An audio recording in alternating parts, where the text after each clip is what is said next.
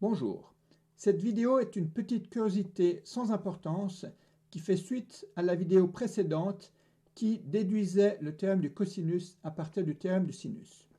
On était parti du problème suivant, on a un triangle quelconque, on connaissait un angle, alpha, et la longueur des deux côtés adjacents à cet angle. On avait pris le théorème du sinus, plus particulièrement cette partie du théorème du sinus, et on avait fait des développements pour arriver de façon intermédiaire à cette égalité. J'avais dit rapidement, bon, il suffit de diviser par cosinus gamma des deux côtés pour avoir tangente de gamma égale sinus alpha sur b sur c moins cos alpha. En multipliant par c, on arriverait à cette formule. En conséquence, en fait, on a cette formule. Et je vais tout de suite montrer comme ça.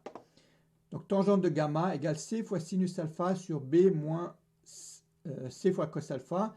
On aurait une formule complètement équivalente pour la tangente de bêta. Cette formule a quand même son intérêt. Elle est nouvelle pour moi, mais elle a son intérêt parce qu'elle permet de calculer l'angle gamma ici, et aussi l'angle bêta, directement à partir de la connaissance de alpha, de la longueur du côté B et de la longueur du côté C. Si on applique le théorème du cosinus, d'abord on doit calculer A, et une fois qu'on connaît A, on pourra calculer les angles. Ici, on peut le faire directement. Et on n'a pas du tout besoin du développement précédent. Je vais montrer comment retrouver cette formule assez facilement. Donc d'abord, ce qu'on fait, on part du triangle. On trace une hauteur ici de base B, qui arrive donc au sommet B. Donc on a les angles droits, ce qui nous permet de retrouver deux triangles rectangles, celui-ci et celui-ci. Maintenant, tangente gamma, c'est tout simplement égal à h sur g. C'est ce que j'ai écrit ici, tangente gamma égale h sur g. Mais si on prend l'autre triangle, h sur c, c'est égal au sinus de alpha. Définition de la première vidéo de base de la trigonométrie. Donc sinus alpha égale h sur c, donc h égale c fois sinus alpha. Donc on a notre h, on a déjà le numérateur, c fois sinus alpha.